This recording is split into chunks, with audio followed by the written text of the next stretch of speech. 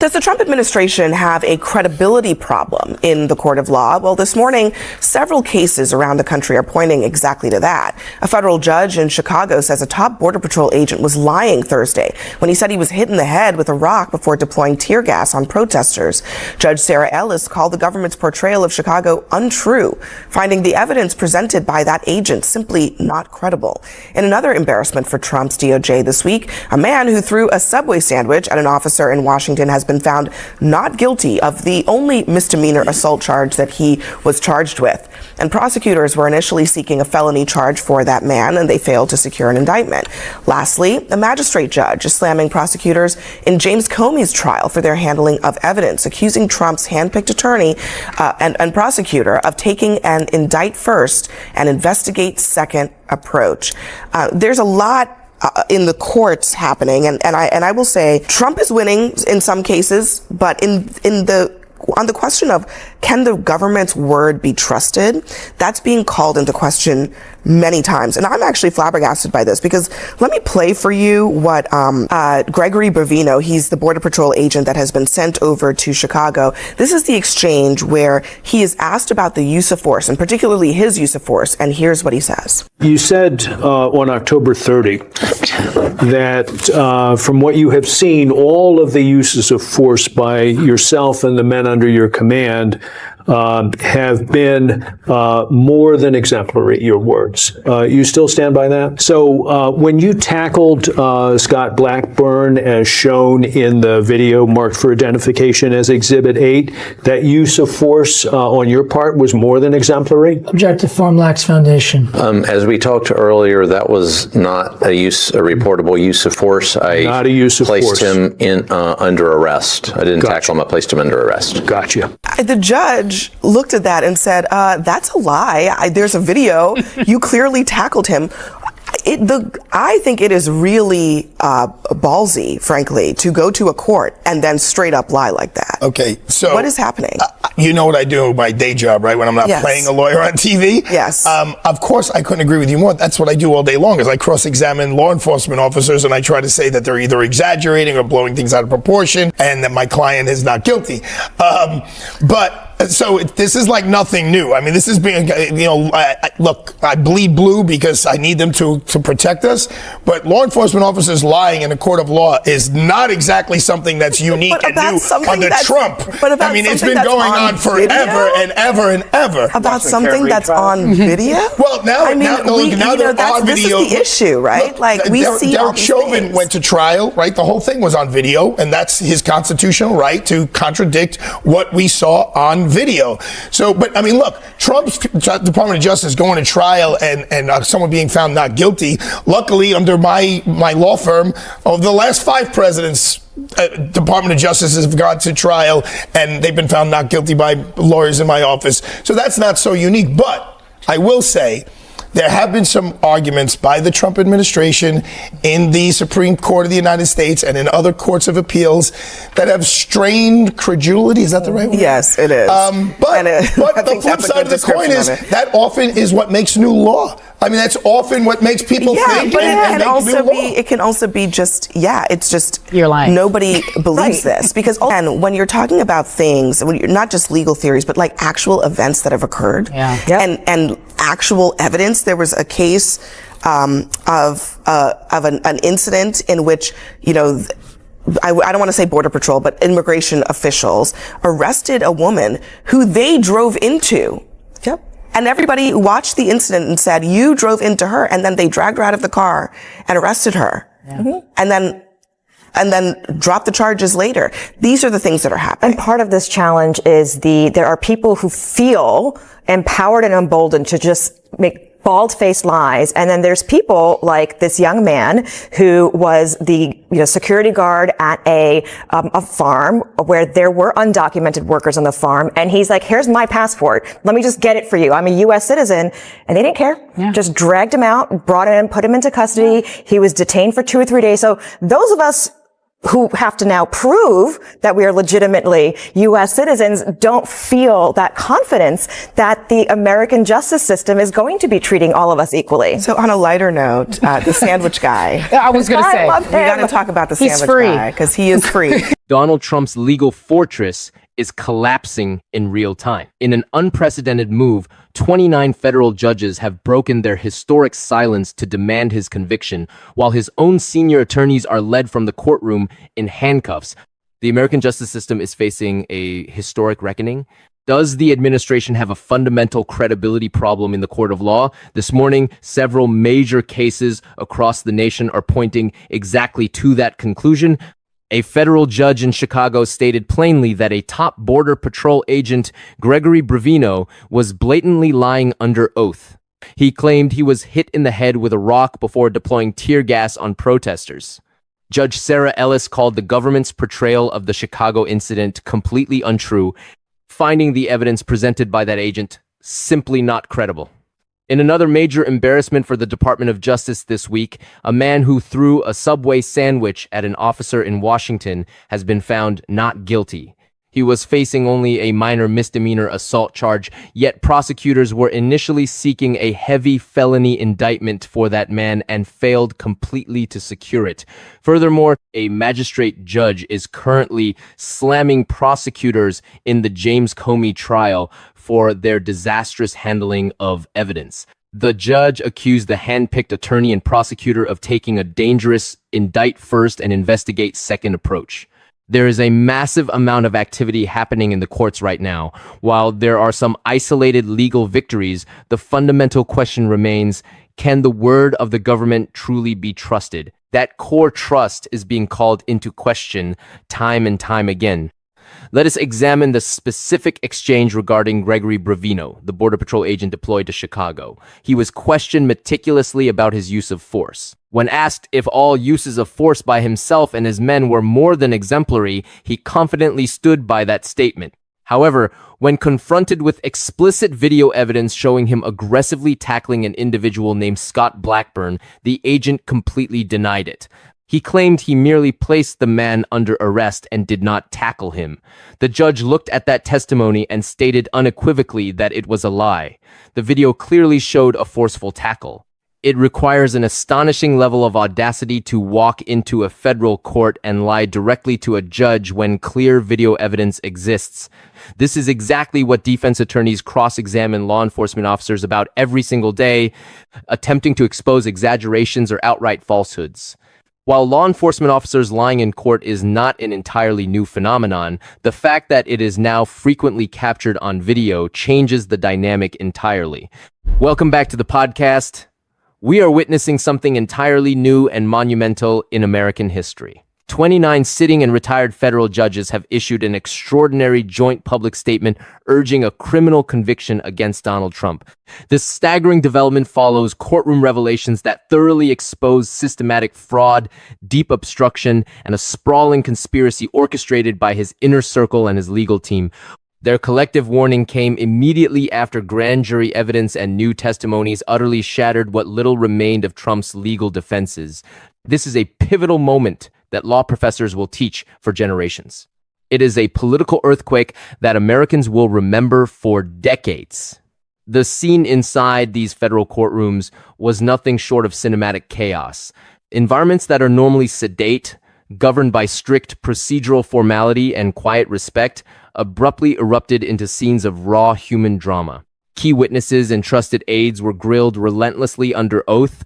They ultimately broke down and admitted to knowingly submitting false legal filings, hiding massive financial assets, and actively conspiring to obstruct federal investigators.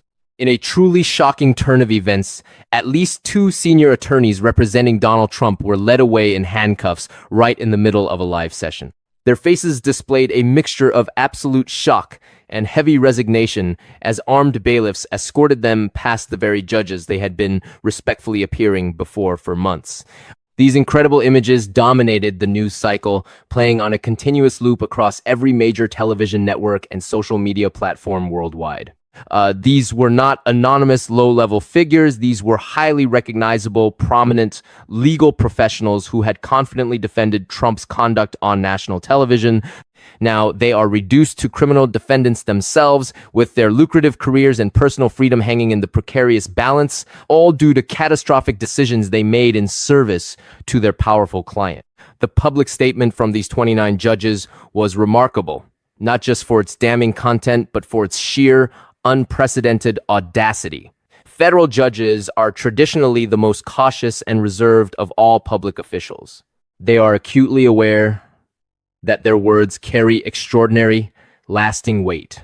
They are rigorously trained from their earliest days on the bench to avoid commenting on pending cases, to let their written opinions speak for themselves, and to maintain a strict institutional silence that preserves the vital appearance of judicial neutrality. Therefore, for 29 of them to intentionally break that silence simultaneously, to issue a collective statement calling for the direct conviction of a former president, represents a massive rupture in judicial norms that has absolutely no modern precedent.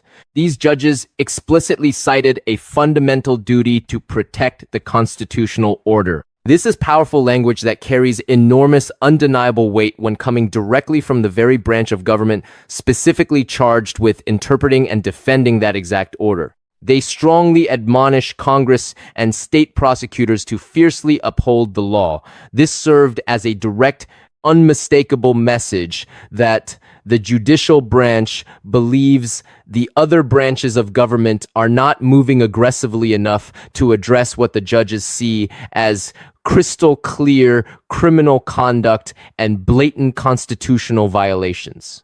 When we discuss these matters, we are not merely debating abstract legal theories in a vacuum. We are talking about actual events, tangible evidence, and real consequences that impact everyday lives.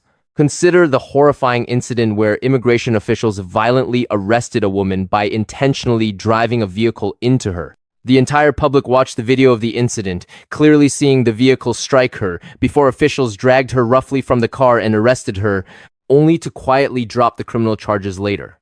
Consider the young man working as a security guard at a farm where undocumented workers were present. He clearly stated to the authorities that he was a United States citizen and politely offered to retrieve his passport to legally prove it.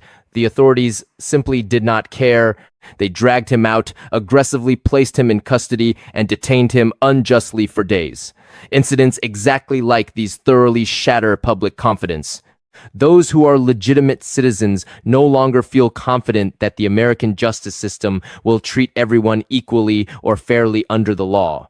There is a growing dangerous sense that certain individuals feel emboldened and empowered to tell bald-faced lies under the guise of official authority. On a slightly lighter yet equally frustrating note, we must briefly return to the man with the Subway sandwich. The bipartisan panic on Capitol Hill regarding the judges was immediate, but out in the real world, we are spending precious taxpayer resources prosecuting a flying sandwich. During the trial, the Border Patrol agent testified dramatically that he could smell the onions and mustard, claiming the sandwich literally exploded on him and that he felt the heavy impact through his tactical ballistic vest. The jury swiftly and rightfully delivered a not guilty verdict. The government actually tried to charge this ordinary citizen with a serious felony, raiding his home in a major tactical operation all over a tossed lunch. We are currently living in a twilight zone. We exist in a fractured world where we claim not to have enough resources to feed 42 million struggling Americans, yet we possess unlimited funds to drag a citizen to federal court over a sandwich. It sounds completely insane that this is even a serious topic of conversation. People watch this unfold on social media, seeing authority figures doing whatever they please without consequence, and it actively breeds a dangerous culture of lawlessness that starts at the very top. Back in Washington, the bipartisan panic that ensued following the judge's explosive statement was immediate and visceral. Members of both major political parties scrambled frantically. They rushed to either quickly distance themselves from Donald Trump or rally together to formulate urgent post-Trump legislative reforms. Seasoned lawmakers described the scene as a massive political eruption that absolutely nobody saw coming with this level of overwhelming force. Emergency sessions were convened immediately. Tense, closed-door meetings stretched late into the dark hours of the night. Frantic staffers raced between offices carrying critical documents and urgent classified messages. The normal, everyday rhythms of congressional business ground to a complete, staggering halt as the massive weight of what had just occurred began to truly sink in. For the Democrats, who had been aggressively pushing for strict accountability for years, this was the ultimate vindication of their long-held position. It definitively proved their central argument that Trump's conduct represented a fundamental existential threat to the rule of law.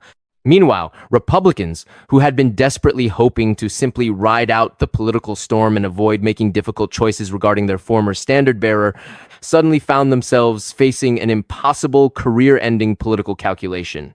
The legal experts who have dedicated their lives to following these complex cases closely were almost uniformly stunned. They were completely shocked by the sheer speed and the overwhelming force of this unprecedented judicial intervention. They described the move by so many prominent judges and their direct public pressure on Congress as an act that absolutely guarantees major consequences. It dramatically strengthens the prosecution's case for conviction. Some legal experts went even further, utilizing language that would have seemed completely hyperbolic just a few days earlier, calling this the absolute twilight of Donald Trump's political era. This judicial revolt represents the immense significance of bipartisan judges speaking with one unified, authoritative voice. They are breaking the usual strict code of silence to fiercely protect democracy in the face of existential threats fueled by rampant fraud and obstruction. When federal judges feel so intensely compelled to break their traditional silence, it loudly broadcasts their belief that the situation has become so deeply serious that normal judicial restraint must immediately yield to direct public intervention. The fact that this collective statement includes both sitting judges who are actively hearing important cases today and retired judges who have honorably completed their lengthy service adds immense gravity to the warning. It definitively proves that this is not merely coming from judges who might have political axes to grind or who are selfishly seeking lucrative post-retirement opportunities. These are highly respected individuals from across the entire ideological spectrum. They have dedicated their entire careers to faithfully upholding the law.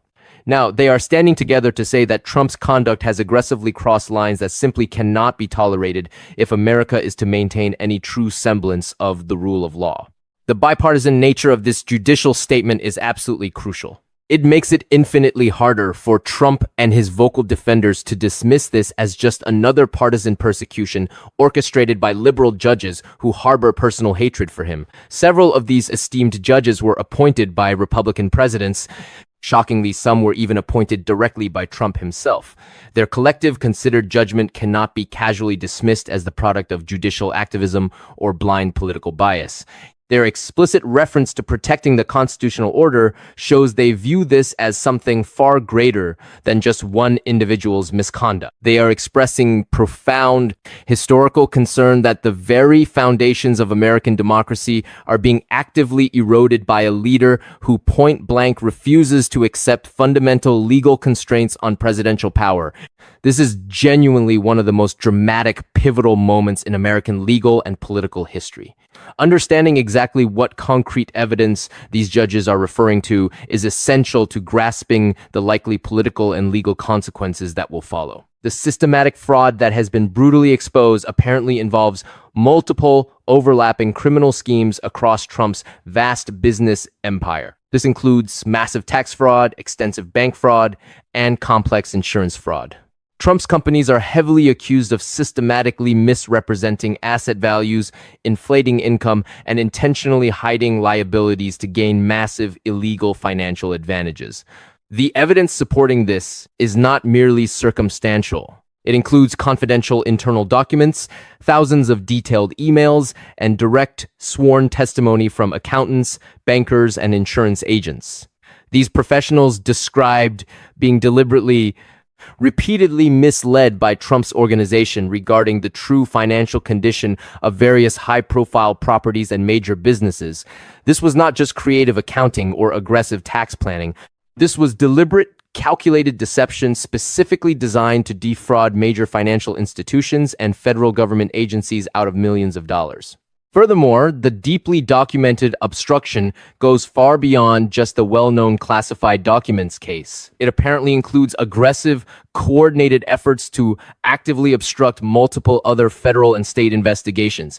This involves severe witness tampering, the active destruction of physical and digital evidence, and providing blatantly false statements to federal investigators. The newly revealed grand jury testimony outlines a clear, undeniable, and highly illegal pattern. Trump and his close associates would learn about specific investigation activities and then take immediate coordinated steps to hide or physically destroy relevant evidence. They utilized immense pressure to forcefully coerce witnesses not to cooperate with the authorities. This is not just one or two isolated, panic-driven incidents. It is a highly systematic, coldly calculated approach to obstructing absolutely any investigation that threatened Trump or his massive financial interests. The severe conspiracy charges supported by this mountain of evidence involve deep coordination between Trump, his elite lawyers, his business associates, and his political allies. They worked closely together to commit various severe crimes and to forcefully cover them up whenever questions arose from authorities. Unsealed emails and secretly recorded conversations show these individuals explicitly discussing illegal activities. They planned exactly how to avoid detection and meticulously coordinated their false stories before being formally interviewed by investigators. This level of deeply documented coordination makes it completely impossible to successfully argue that these crimes were simply honest mistakes or the isolated actions of rogue, low-level employees. The evidence clearly shows that Trump himself was fully aware of and actively involved in the detailed planning and execution of these illegal, sprawling schemes. The courtroom chaos that erupted when these key witnesses finally broke under immense pressure was incredibly dramatic. Witnesses literally broke down in tears under intense questioning, finally admitting to criminal conduct they had previously vehemently denied. According to detailed courtroom reports, some witnesses became highly emotional as they described the crushing pressure they were under to lie for the organization. They expressed a profound, genuine fear of personal and professional retaliation from Trump if they dared to tell the truth. These types of raw, emotional confessions in an open federal court are incredibly powerful. They demonstrate the real-time catastrophic collapse of Trump's defense strategies. They cannot be easily explained away by claiming the witnesses were coached by prosecutors or suffering from false memories. The admitted conspiracy to obstruct investigators involved highly coordinated efforts by multiple people to closely monitor investigation activities. They warned each other when federal agents were getting dangerously close to finding damaging evidence, taking immediate, drastic steps to hide or physically destroy that evidence before it could be legally discovered. This level of tight coordination points to highly sophisticated criminal activity, not just panicked, irrational responses to unexpected legal developments. When you possess rock-solid evidence of individuals working together over extended periods of time to intentionally frustrate federal investigations, obstruction charges become significantly easier to prove beyond a reasonable doubt. The Trump attorneys who were shockingly led away in handcuffs were apparently found in direct contempt of court. They were severely penalized for making blatant, false representations to the presiding judge and for repeatedly violating strict court orders regarding critical evidence production. Having senior lawyers physically arrested in the middle of active court proceedings is extraordinarily rare and highly dramatic. Judges are typically quite reluctant to sanction licensed lawyers that severely, given the special privilege role that attorneys play within the American judicial system. The absolute fact that a federal judge felt that immediate physical arrest was absolutely necessary tells you that the misconduct must have been truly egregious. It likely involved repeated, willful violations even after multiple stern warnings from the bench. These were not junior, inexperienced associates who made a simple, honest, clerical mistake. These were senior, highly compensated members of Trump's elite legal team who had been explicitly warned about their unethical conduct and yet consciously chose to continue their obstructive behavior anyway. The striking sight of them being led away in handcuffs sent massive shockwaves through the entire American legal community. It signaled unequivocally that the days of special, lenient treatment for Trump's inner circle were definitively, permanently over. The emergency legislative sessions on Capitol Hill that immediately followed these courtroom revelations demonstrate exactly how seriously national lawmakers are taking these rapid developments. Both major political parties are scrambling desperately to formulate a response, though obviously in very different, highly polarized ways. Democrats are aggressively pushing for immediate, swift impeachment proceedings or direct criminal referrals to the Justice Department.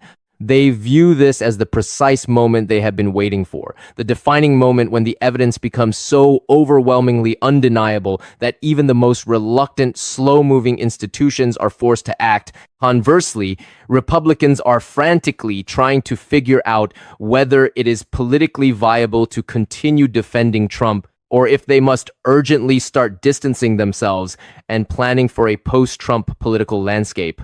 This intense bipartisan panic shows that even conservative Republicans who have remained fiercely loyal to Trump now recognize that these latest courtroom revelations are potentially fatal to his long-term political viability. The growing demands for swift, uncompromising accountability reflect a deep frustration that has been building for years across the nation. There is a palpable anger regarding Trump seemingly avoiding basic consequences for conduct that would have immediately ended anyone else's professional career or resulted in significant mandatory prison time. The unprecedented statement from the judges gives immense, vital political cover to lawmakers who desperately want to move against Trump. They can now confidently point to a bipartisan judicial consensus that the evidence is overwhelming and that criminal conviction is completely warranted. This makes it far politically safer for moderate Republicans to finally break ties with Trump, as they can accurately frame their defection as faithfully following expert judicial guidance rather than committing a partisan betrayal. When 29 esteemed federal judges declare that the evidence is overwhelming, Republican senators can honestly tell their constituents that they are not just listening to angry Democrats or the biased media. They are listening directly to the neutral, objective arbiters of the American legal system, individuals who have dedicated their entire lives to upholding the law. The forecasts of imminent impeachment articles or sweeping criminal referrals are deeply rooted in absolute political reality. Congress simply cannot ignore such a forceful, unprecedented statement from federal judges without appearing as though they are completely refusing to uphold the rule of law. Even if Senate Republicans remain ultimately unwilling to vote for removal, the House of Representatives will likely feel absolutely compelled to impeach based on this massive cache of fresh evidence and these historic judicial statements. Criminal referrals to state and federal prosecutors are also highly likely to quickly emerge from the various congressional committees that have been exhaustively investigating Trump's conduct. The very public intervention of these 29 judges creates a historic, unavoidable pressure for true accountability. This is a profoundly rare moment when the independent judiciary signals collective urgent alarm in such a highly public and forceful manner. This is powerfully shifting the entire national debate.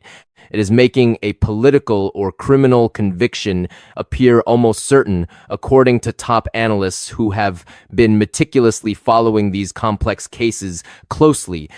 The political aftershocks are already being felt nationwide as terrified lawmakers and Trump's last remaining defenders scramble to respond to the courtroom bombshells and the severe judicial rebuke. Everyone is desperately trying to anticipate the likely next steps in the upcoming brutal impeachment and prosecution battles.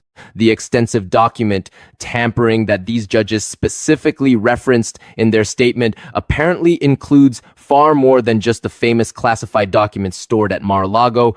It encompasses widespread, systemic tampering with core business records, critical tax documents, and official legal filings across multiple separate cases and investigations. Advanced forensic analysis has conclusively shown critical documents being intentionally altered or fraudulently backdated. Electronic records were purposefully deleted or heavily modified in a desperate attempt to hide undeniable evidence of massive fraud and other serious crimes. This is systematic, coordinated document tampering across multiple distinct contexts. It clearly demonstrates a profound consciousness of guilt and deliberate, calculated efforts to obstruct justice, rather than just pointing to poor record-keeping or simple administrative errors. Furthermore, the blatant perjury that has been definitively proven involves multiple Trump associates and key lawyers who made blatant false statements under oath. This occurred during hostile depositions, in live court testimony, and directly to secret grand juries. Several of these key witnesses have now publicly admitted they lied and have provided new, highly truthful testimony that completely contradicts their earlier false statements. This creates incredibly powerful, damning evidence for prosecutors. When witnesses openly admit they committed perjury, that is often the absolute strongest evidence of the underlying crimes they were desperately trying to cover up. It proves beyond a shadow of a doubt that they felt they absolutely needed to lie to protect themselves or others from severe criminal liability. This fundamentally changes the entire legal calculation about whether to risk going to trial or to frantically negotiate plea deals. The odds of winning a trial have decreased substantially, almost to zero. The absolute guarantee of major legal consequences reflects the stark reality that once this kind of collective, forceful judicial statement is made, it becomes virtually impossible for the justice system not to follow through with serious, tangible accountability. If absolutely nothing happens after 29 judges powerfully call for conviction, that would completely destroy judicial credibility and shatter public faith in the rule of law forever. Therefore, there is massive institutional momentum right now toward ensuring that Donald Trump faces real, unavoidable consequences, whether through a criminal conviction, a forced resignation, or other legal mechanisms that fiercely vindicate the judicial assessment. The Department of Justice, which has historically been highly cautious about prosecuting former presidents, now faces a massive institutional crisis entirely of its own making. If they refuse to act, they risk being seen globally as completely complicit in a massive cover-up. If they do act, they risk being accused by his fierce base of heavily politicizing the justice system.